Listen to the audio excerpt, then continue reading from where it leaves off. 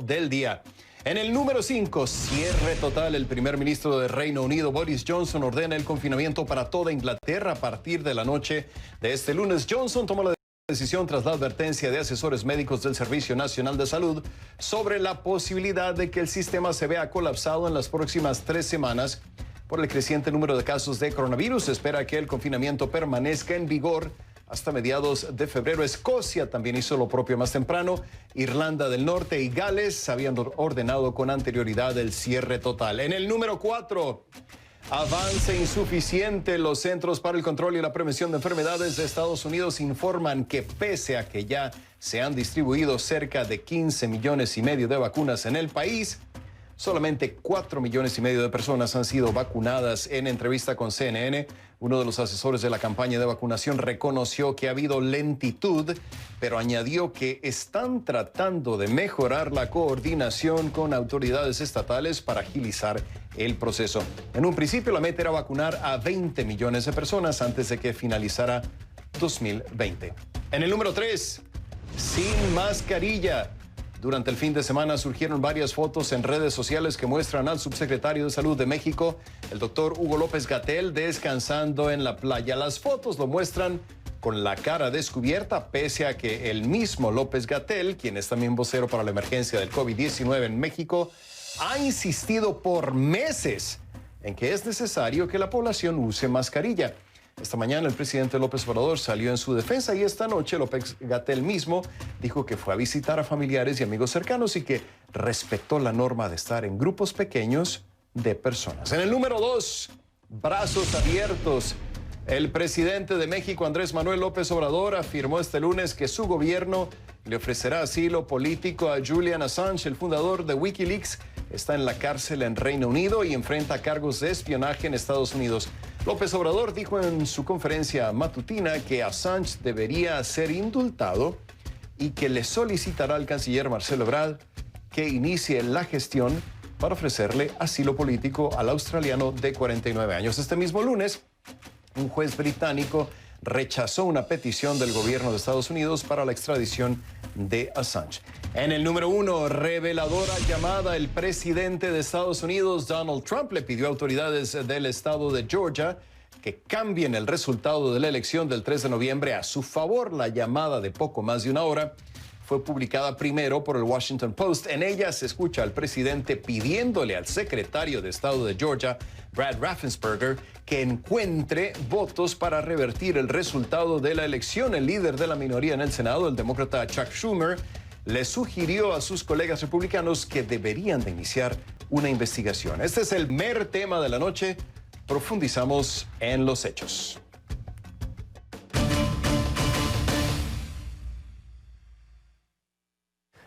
Y les pido que a partir de este momento me acompañen utilizando la etiqueta numeral conclu Trump. Recuerden que recibo todos sus comentarios a mi cuenta en Twitter, @RafaelRomoCNN. Al presidente Trump le quedan 16 días en la Casa Blanca. ¿Es mucho o poco tiempo? Según se mire. Políticamente podría dar para mucho. Cada vez hay más preocupación respecto a lo que Trump podría hacer en su intento por desacreditar los resultados de las elecciones presidenciales. El humor de Trump ha empeorado en las últimas semanas, según un asesor de la Casa Blanca, quien comparó las acciones del presidente con las de un dictador que quiere destruir su presidencia antes de irse. Trump no deja de alimentar las teorías conspirativas, ni siquiera cuando ya todo está legalmente definido. Tampoco renuncia a Georgia, aun cuando los votos se contaron 3 veces en el estado. Y es a Georgia donde Trump llama por teléfono pidiendo encontrar votos. Y es a Georgia donde el presidente acaba de llegar para pedir el voto republicano en la segunda vuelta de unas elecciones que definirán el control del Senado este martes. Trump también usó su intervención en el mitin de campaña en Dalton para seguir propagando falsas afirmaciones de fraude electoral. Elecciones van a poner un fin a los $2,000 de estímulo para que la gente que esté realmente en problemas tenga apoyo y ayuda. Hasta 18 intentos y 18 de llamar a la oficina del funcionario en Atlanta. La comunicación finalmente se produjo este sábado. En la llamada de casi una hora, Trump le pidió a Raffensperger encontrar votos, concretamente 11,780. ¿Para qué? Para revertir su derrota, de acuerdo con una grabación de la conversación filtrada este domingo que fue obtenida por CNN y reportada primero por el diario The Washington Post. De acuerdo con una fuente que estuvo en esa llamada, fueron los funcionarios del secretario de Estado de Georgia quienes grabaron la conversación. Sin embargo, Raffensperger, republicano, hay que recordarlo, eso sí, republicano y partidario de Trump, le dijo a sus asesores que no quería que ni la grabación ni una transcripción de la conversación se revelara, a menos que Trump lo atacara o tergiversara su contenido. Su instrucción no fue efectiva durante mucho tiempo porque el domingo por la mañana el presidente ya estaba tuiteando en su contra. Tal y como se escucha en la grabación, durante unos 60 minutos Trump arremetió contra Raffensperger porque se negó a admitir que había ganado las elecciones en Georgia y por contradecirlo al sostener que no se encontró evidencia de fraude, tal como sostuvo falsamente una y otra vez el presidente. Vamos a escuchar un fragmento de la llamada. Ponga mucha atención porque es muy interesante realmente. You should want to have an accurate election. And you're a Republican. We believe that we do have an accurate election. No, you don't. No, you don't. You don't have, not even close. You're off by hundreds of thousands of votes. You know what they did and you're not reporting it. That's a criminal offense. And you can't let that happen. That's a big risk to you and to Ryan, your lawyer. That's a big risk. But they are shredding ballots, in my opinion, based on what I've heard, and they are removing machinery, and they're moving it as fast as they can, both of which are criminal fines, and you can't let it happen, and you are letting it happen. Well, under law, you're not allowed to give faulty election results, okay? You're not allowed to do that, and that's what you've done. This is a faulty election result. And honestly, this should go very fast. You should meet tomorrow because you have a big election coming up. And because of what you've done to the president, the people of Georgia know that this was a scam. And because of what you've done to the president, a lot of people aren't going out to vote. And a lot of Republicans are going to vote negative because they hate what you did to the president. Okay? They hate it. And they're going to vote. And if you would be respected, if this thing could be straightened out before the election. You have a big election coming up on Tuesday. Trump sin filtro, y como le decía al comienzo del programa, antes de que esa conversación se diera, hubo 18 intentos de llamada desde la Casa Blanca al secretario de Estado de Georgia. Si bien Raffensperger no era el único funcionario con el que Trump quería contactar, también se dieron esfuerzos simultáneos enfocados en otros estados en los que fue derrotado Trump. Invitó a legisladores republicanos de Pensilvania y Michigan a la Casa Blanca y llamó a los gobernadores republicanos de Arizona y Georgia. En todos los casos insistió en denunciar fraude electoral y preguntó qué se podía hacer al respecto, según fuentes familiarizadas con las conversaciones. Hasta ahora ni el presidente ni la Casa Blanca han comentado sobre la llamada, aunque los aliados de Trump han acusado a Raffensperger de engaño por filtrarla. Lo que está claro es que Trump no termina de asumir la realidad, que perdió la elección. A pesar de sus esfuerzos, el ala oeste de la Casa Blanca se parece cada vez más a una ciudad fantasma. Los funcionarios de alto rango ya han comenzado a decir adiós, han comenzado a salir, y los que quedan tratan de alejarse del empeño sin sentido del presidente por temor a repercusiones legales.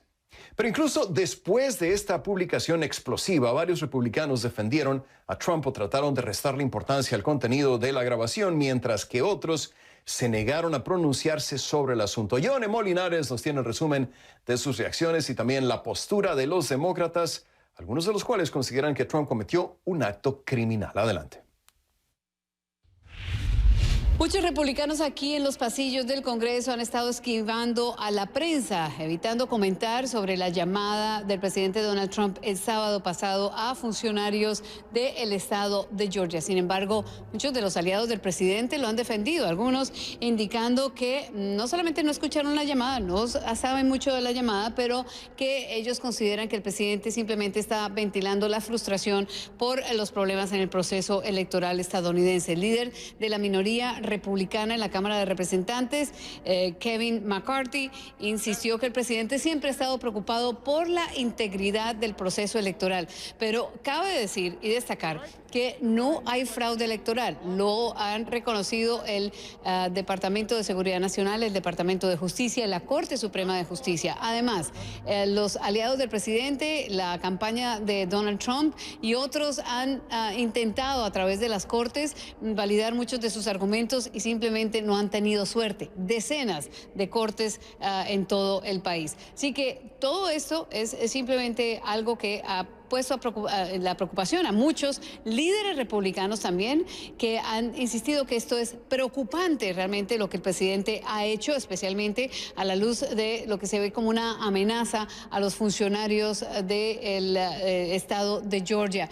Uno de ellos, un congresista, simplemente también le está advirtiendo a los colegas republicanos que quieran apoyar al presidente el próximo 6 de enero durante el proceso de certificación de los votos del colegio electoral. Aquí está. Es desagradable y, honestamente, será interesante. Todos los integrantes del Congreso que han salido y han dicho que se van a oponer a la elección, no sé cómo puedes hacer eso ahora, conscientemente, porque esto es obviamente inaceptable. Ni siquiera sé si es la palabra para describirlo. Mientras tanto, la oposición demócrata está explorando la posibilidad de aprobar una moción de censura, que sería simplemente una cosa simbólica. Pero muchos de ellos sí consideran que el presidente cometió una grave falta. Y algunos, como el líder de la minoría demócrata en el Senado, le está pidiendo a los republicanos que si quieren hablar y comenzar a investigar fraude electoral, deberían comenzar por la llamada del presidente. Eso fue lo que nos dijo uno de los congresistas de la Cámara de Representantes. Bueno, esa llamada era criminal. Yo oí toda la llamada y leí también lo que dijo. Y entonces, lo que nosotros vimos en esa llamada, si no fuera el presidente, él ahorita estaría arrestado porque es un crimen hacer lo que él hizo. Entonces, nosotros tenemos que actuar aquí. Ya sé que la gente aquí, muchos dicen, bueno, ya no debemos hacerlo, pues ya sale, ¿verdad? Bueno, pero él cometió un acto criminal. Y es cierto que no va a cambiar nada, porque hay suficientes republicanos que no están locos y entonces van a hacer lo que deben de hacer debajo de la Constitución. Pero esa llamada era criminal y algo se tiene que hacer. Se está pensando en una moción de censura, que es una cosa más simbólica. ¿Qué otra cosa estarían pensando hacer de parte de los demócratas, la oposición? Bueno, realmente lo que quieren hacer ahorita casi es nada, y quieren decir que mejor los procuradores de justicia hagan algo fuera de aquí cuando él ya se retire en unos cuantos días. Pero yo pienso que nosotros también tenemos que hacer algo. Ellos quieren censurarlo. Eso no es suficiente. Este congresista dice por lo menos que el Congreso pudiera inicialmente ya dejar listo a manos del Departamento de Justicia entrante bajo el gobierno de Joe Biden el proceso para comenzar a investigar a Donald Trump. Pero la realidad es que muchos de los líderes demócratas están más enfocados en qué hacer para evitar lo que muchos consideran será un circo este 6 de enero, cuando la sesión conjunta del Congreso esté certificando los resultados del colegio electoral. Hay un creciente grupo de republicanos que quiere objetar varios estados y por lo menos un senador que ha indicado que quiere acompañar a estos republicanos en la intención de objetar por lo menos un estado al que se ha referido. Varios otros senadores también están respaldando la acción de este senador republicano Josh Hawley.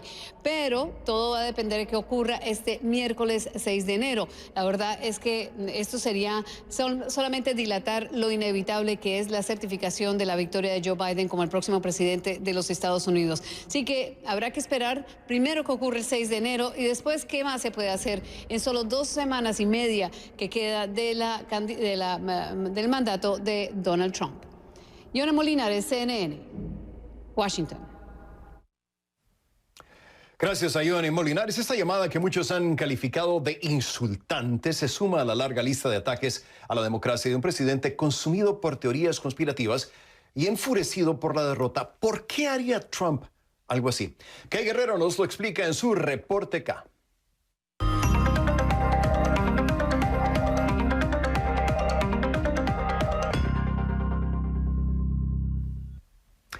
Muy feliz 2021 para ti, Kay. Como siempre, un gran placer saludarte. Muy buenas noches. Desde el punto de vista legal, ¿habría suficientes indicios para presentar una acusación formal contra el presidente Donald Trump tras esta llamada? Adelante, ¿cómo estás? Hola, Rafa, feliz año. Bueno, vamos a hablar cómo es. Esto no es más que otro intento desesperado del presidente Trump para tratar de cambiar el resultado de las elecciones presidenciales aquí en Estados Unidos, que como tú sabes, le dieron el triunfo a Joe Biden el pasado mes de noviembre. Pero desde el punto de vista legal, como tú preguntas, sí podrían haber consecuencias, puesto que el mandatario prácticamente, Rafa, tú escuchaste la llamada, prácticamente emulando a los líderes autoritarios de varios gobiernos que tú y yo conocemos, le pidió abiertamente al secretario de Estado de Georgia, a Brad Raffensperger, que le encontrara textualmente, y tú ya lo has reportado, 11.780 votos para ganar la elección en este estado, que por años ha sido un bastión republicano, pero que en el 2020 se inclinó a favor del candidato demócrata. En esa llamada, el presidente Rafa, además de insinuar lo que se interpreta como un pedido por parte de expertos legales, lo que ya se interpreta como un pedido para cometer fraude electoral, también incluye amenazas indirectas, comentarios que estuvieron fuera de lugar contra el secretario de Estado de Georgia, un republicano que, hay que decirlo, apoyó a Donald Trump política y financieramente en las candidaturas del 2016 y del 2020, pero quien reafirma que dice que después de 3 recuentos, certificaciones y averiguaciones, es Joe Biden quien gana la elección en Georgia y no se puede hacer nada para cumplirle el deseo al presidente. Pero Rafa, fíjate una cosa, Donald Trump, que tú sabes le quedan poquitos días en la Casa Blanca, no escucha argumentos, no lo ha hecho durante 4 años y tampoco lo hizo en la llamada, habló y habló aproximadamente por 1 hora y prácticamente se estaba alimentando en esa llamada de una dieta de argumentos infundados, falsedades. Varias de esas falsedades fueron precisamente desmentidas este lunes por las autoridades aquí en el estado de Georgia. Por ejemplo, en el pasado el presidente Trump y otros aliados han dicho que acá en este estado unos 2.000 criminales votaron. Eso es falso. Se dijo también que se habían contado los votos de 5.000 fallecidos. Eso es falso. Reclamaron que 66.000 menores de edad supuestamente habrían votado en este estado. Falso. Y también se dijo en su momento que 2.400 personas votaron sin registrarse. Eso es falso, falso, falso. Pero es interesante que si tú agregas esos números, prácticamente podrían tener los 11.000 votos que el presidente está buscando. Y decimos que es falso no porque CNN lo averigua, no porque tú y yo lo estamos investigando, sino porque las autoridades de este estado, que son republicanas y que están a cargo de la verificación y la certificación de todos estos recuentos, han dicho, es falso, no ocurrió, se averiguó todo esto y no pasó. Pero esto se está moviendo muy rápido, Rafael, porque ya hay 2 representantes demócratas que le han pedido al FBI, al director del FBI, que abra una investigación penal en contra del presidente. Y la agencia, aunque no ha ofrecido detalles si van a proceder, ya recibió ese pedido, es lo que CNN ha podido averiguar hasta el momento. Pero por supuesto, hay mucho que hay que hacer después, porque el camino hacia un caso penal federal en contra de un presidente saliente no es fácil de preparar. Hay que comprobar que el presidente tenía la intención de cometer un delito, pero cuando hablamos con varios abogados expertos en este tema, dicen que el hecho de que el presidente pidiera un número específico de votos significa y podría significar ante una corte que el presidente sabía perfectamente lo que estaba haciendo y lo que estaba pidiendo. Todo esto es alarmante, preocupante, lo hablábamos esta mañana, Rafa, es un golpe o muchas personas lo interpretan como un golpe a la democracia más antigua del mundo, a los Estados Unidos, pero también es alarmante por lo que está pasando en este país. Y es que según datos de la Universidad Johns Hopkins, la última semana aquí en Estados Unidos, una persona está muriendo por COVID-19 cada 33 segundos.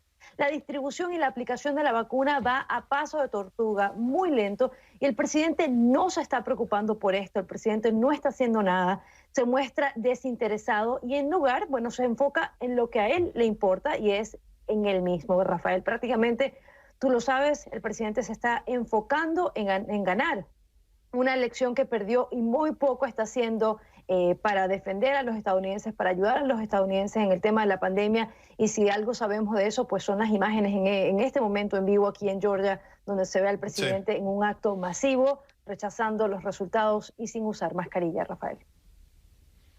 Sí, ese es un punto excelente. Es el presidente que quiere quedarse en la presidencia, pero que no actúa como si quisiera ser presidente. Es realmente increíble. Gracias, Kay Guerrero, reportando en vivo desde Atlanta. Como siempre, un gusto saludarte, Kay. Marcamos la primera pausa en conclusiones y al volver, ¿cometió el presidente Donald Trump un acto ilegal con esta llamada? Se lo vamos a preguntar también a un experto en temas jurídicos y electorales. Y monitoreamos también Assange a México. López Obrador dice que dará instrucciones a su canciller para ofrecerle asilo político al fundador de Wikileaks. Regresamos enseguida con más aquí en Conclusiones.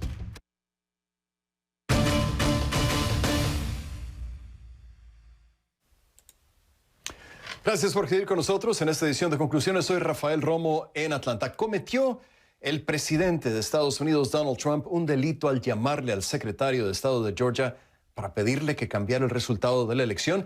Es lo que le quiero preguntar a mi siguiente invitado. Le doy la bienvenida a Rafael Peñalver, abogado experto en temas jurídicos y electorales de Estados Unidos, quien nos acompaña en vivo desde Miami. Bienvenido a Conclusiones, abogado. Feliz año y gracias por estar con nosotros. Para empezar, le pregunto, cuando se le preguntó al secretario de Estado de Georgia si consideraba legal que el presidente de Estados Unidos, Donald Trump, le hubiera pedido que encontrara votos para inclinar la balanza de los resultados a su favor, él respondió: no soy abogado, me voy a limitar a cumplir con la ley y el debido proceso y punto. Usted, abogado Peñalver, sí es experto en leyes y por eso retomo la pregunta. ¿Cometió un delito el presidente Trump al llamarle al secretario de Estado para que encontrara votos con el fin de revertir la elección? Bienvenido, los saludo. Muy buenas noches y muchas gracias por invitarme a tu programa. Yo creo que no solamente es un delito, sino que es un delito que puede ser a nivel federal y a nivel estatal. Ambos gobiernos prohíben cualquier tipo de acto que vaya como la intención de cambiar el resultado de una elección. Y que esto venga de la persona que se supone que sea el que proteja la democracia americana, el presidente de los Estados Unidos, cogiendo el teléfono y pidiéndole al secretario de Estado que encuentre 11.700 votos por alguna parte para que él pueda ganar la elección. Y no solamente haciendo eso, sino casi amenazándolo. Si no lo haces, esto puede ser un acto criminal. Es algo increíble lo que estamos observando, algo que nunca uno se pudiera imaginar que pudiera pasar en los Estados Unidos. Abogado, el miembro de más antigüedad de la Junta de Elecciones de Georgia le ha pedido al secretario de Estado si la llamada constituye una violación de alguna ley electoral en el estado. La fiscal del distrito en el condado de Fulton también dijo en un comunicado que no descarta la posibilidad de que cualquier persona sea procesada una vez se complete esta investigación. Pero siendo realistas, abogado, ¿realmente es posible que un presidente sea sometido a un juicio cuando le quedan unos cuantos días en el poder, o esto ocurriría después quizá? Esto ocurriría después, ya con 11 días que le queden. Sí, teóricamente puede ser un impeachment que se comience, pero acuerda que el presidente está protegido durante su periodo de presidente de ser encausado por algún tipo de acto de esta naturaleza. Pero el día que él pierda ese estatus, el día 20 de enero, a las 12 del día, se le pudieran presentar cargos por esto y muchas otras cosas más. Y yo creo que eso es el peligro que nos vemos en los próximos días, que el presidente Trump teme precisamente que eso pueda pasar y que tome acciones de medidas que nadie nos podemos imaginar durante estos próximos días. Hay que tener mucho cuidado con lo que viene. Voy a pedirle que se quede con nosotros, abogado. Al regresar, quiero preguntarle lo siguiente. Hay una abogada en la llamada del presidente Trump y le pide al secretario de Estado de Georgia que le permita al equipo legal del presidente tener acceso a los documentos internos de su oficina. Quiero preguntarle si esto es posible legalmente hablando o no. Está con nosotros el abogado Rafael Peñalver, experto en estos temas electorales. Marcamos una nueva pausa aquí en Conclusiones. Regresamos enseguida con más. Tú abres camino y nos inspiras. El Pentágono aprobó la petición de la alcaldesa de Washington para desplegar a la Guardia Nacional durante las manifestaciones programadas para esta semana en la capital del país. Para justificar la decisión, las autoridades locales citaron las protestas que vivió la ciudad en noviembre y diciembre y que resultaron en una gran afluencia de participantes, violencia y actividad delictiva. En esta ocasión, se prevé la activación de 340 efectivos, aunque se espera que el despliegue total sea de poco más de un centenar. Según el jefe de policía de la ciudad, la Guardia Nacional ayudará a mantener el orden en las manifestaciones y a controlar el tráfico, liberando a los agentes de la policía para que sean estos quienes se concentren en posibles actos de violencia. Volvemos. Ya estamos de regreso con Rafael Peñalver, abogado experto en temas jurídicos y electorales de Estados Unidos, quien nos acompaña en vivo desde Miami. Gracias por seguir con nosotros, abogado. Le comentaba antes de ir a la pausa que en la llamada hay una abogada que se llama Clara Mitchell, es abogada del equipo de Trump, y le pide al secretario de Estado de Georgia que le permita al equipo legal del presidente tener acceso a los documentos internos, aquí está la clave, de su oficina para determinar si hubo fraude. ¿Está obligada una autoridad estatal a dar a conocer este tipo de documentos, abogado? Bueno, en documentos estatales no pueden haber secretos, pero tampoco pueden haber preferencias. Así que si esos documentos se piden, la forma correcta de pedirlos es una petición formal o a través de una corte, y si se le entrega a un candidato, se le tienen que entregar a todos. No pueden haber secretos, tampoco pueden haber preferencias. Pero lo importante aquí es ver la secuencia.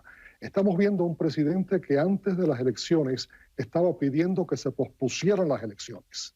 Después, la noche misma de las elecciones, a las 2 de la mañana, salió ante las cámaras de televisión a proclamarse victorioso y decir que se pararan de contar los votos, que si él perdía era porque hubo fraude.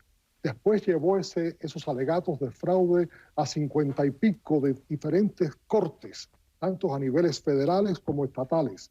En ninguno de esas cortes presentó evidencia alguna. Todos los jueces, incluyendo los jueces de la Corte Suprema, incluyendo los 3 jueces que él nombró,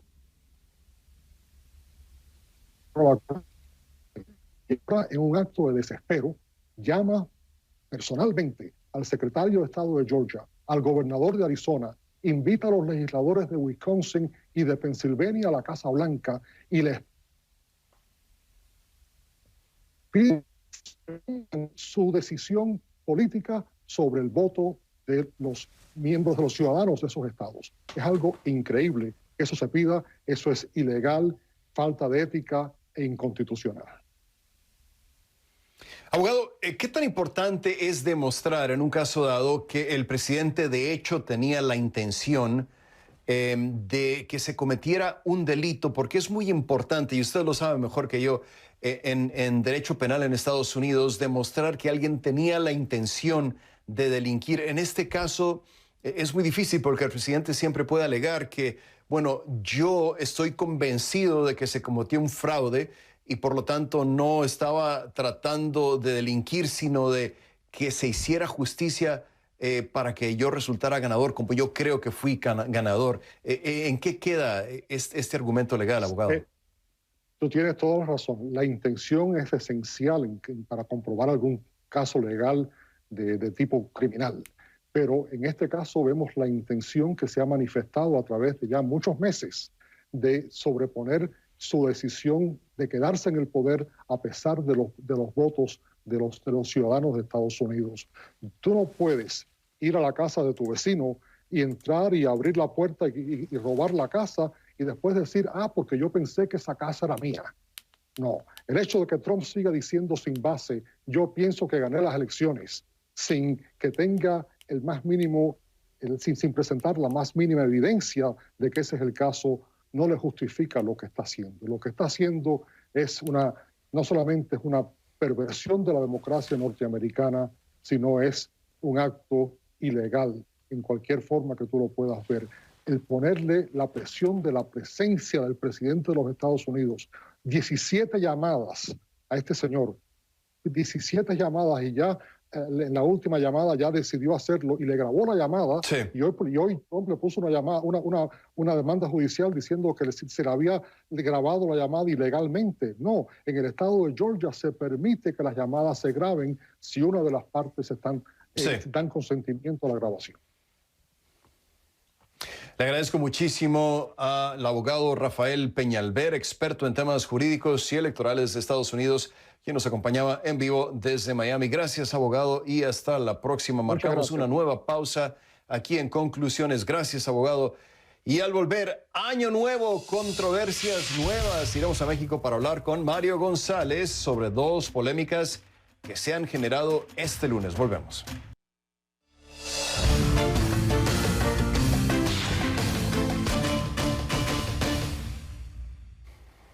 Para esta segunda parte del programa, les pido que a partir de este momento me acompañen utilizando la etiqueta numeral ConcluAMLO, numeral ConcluAMLO. Recuerden que recibo todos sus comentarios en mi cuenta en Twitter, @RafaelRomosCNN.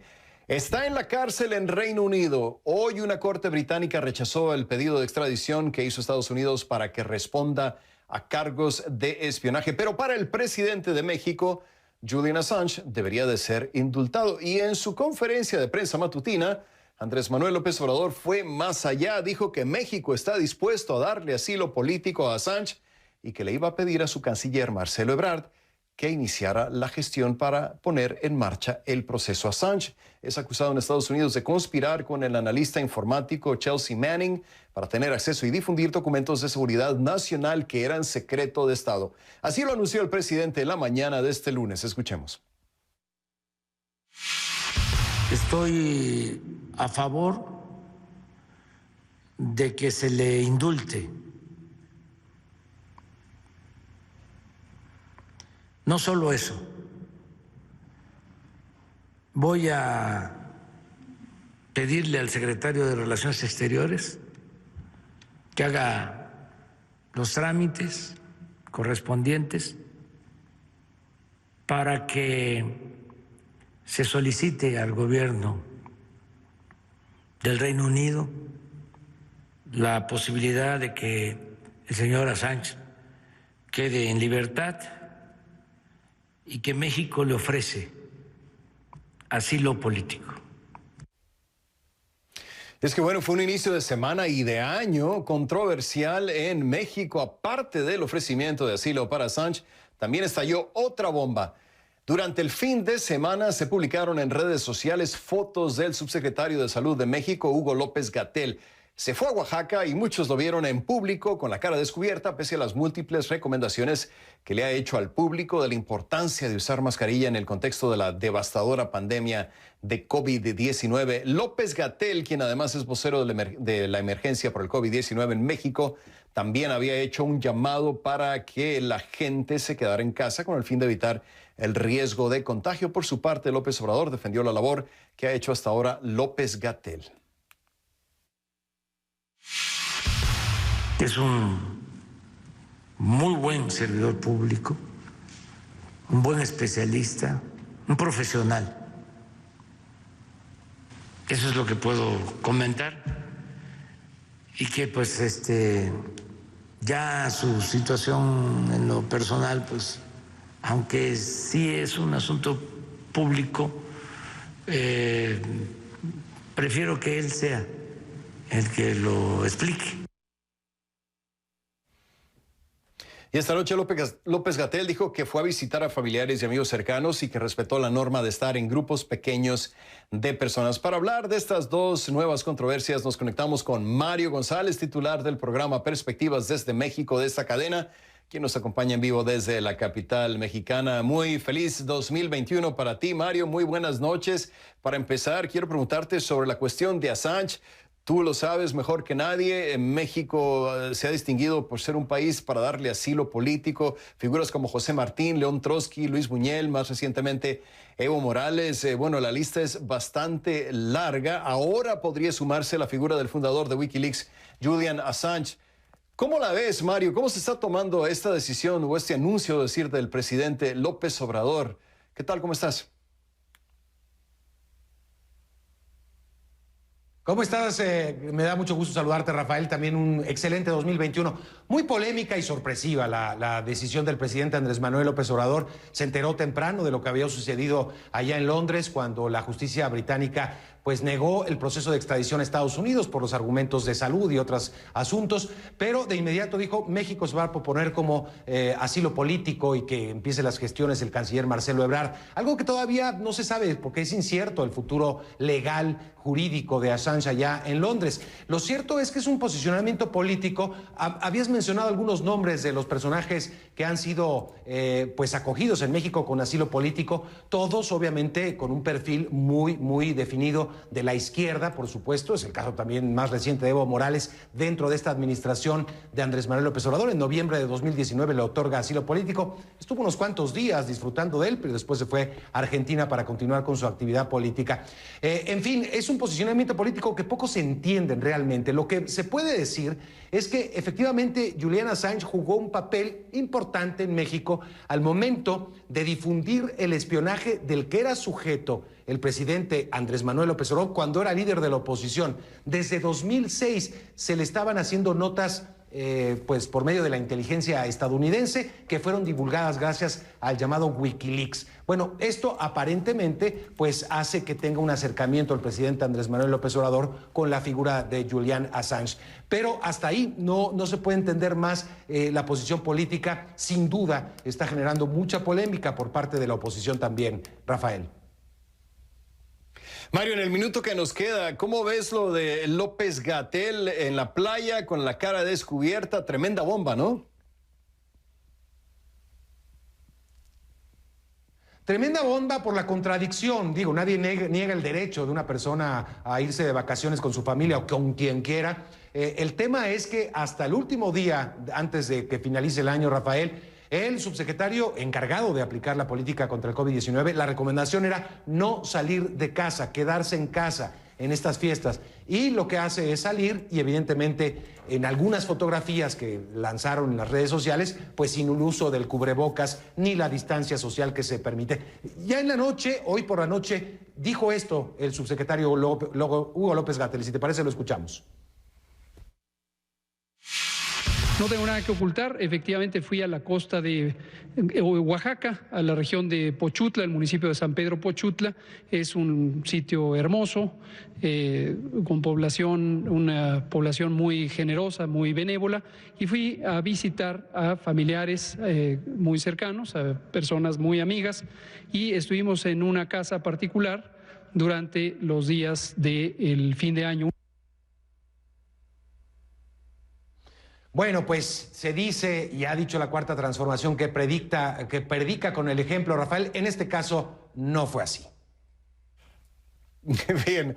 Mario González en la Ciudad de México, como siempre un gusto saludarte, Mario. Regresamos con más conclusiones. La Administración de Alimentos y Medicamentos de Estados Unidos advirtió sobre falsos negativos de las pruebas de coronavirus de los laboratorios Curative.